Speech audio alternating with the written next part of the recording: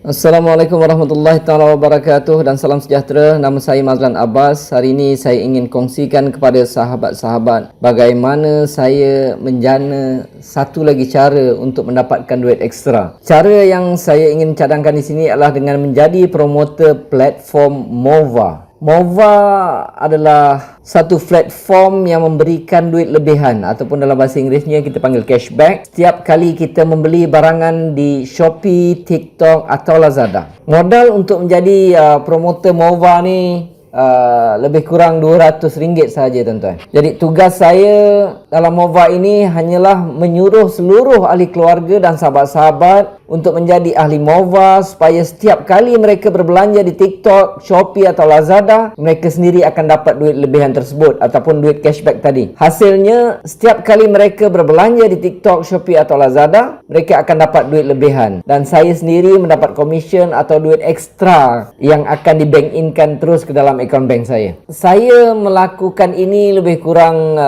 setengah tahun lah dan setiap bulan saya mendapat duit ekstra daripada Mova ini. Mari saya tunjukkan.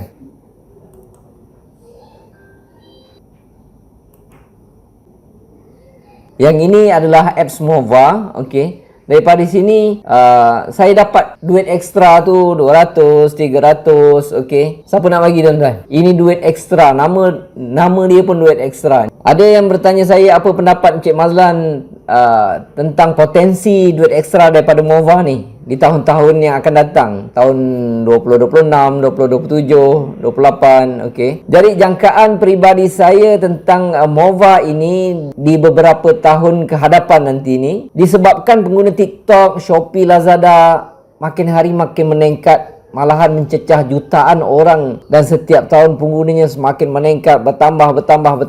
Jadi platform Mova ini saya punya ramalan berpotensi sangat besar untuk memberikan duit ekstra yang sangat-sangat banyak kepada kita, insya-Allah tuan-tuan. Jadi kepada sahabat-sahabat di luar sana, jika sahabat-sahabat berminat untuk belajar cara mendapatkan duit ekstra, sahabat-sahabat bolehlah belajar di www.duitextra.com. Jadi sampai kita jumpa lagi insya-Allah. Assalamualaikum warahmatullahi taala wabarakatuh.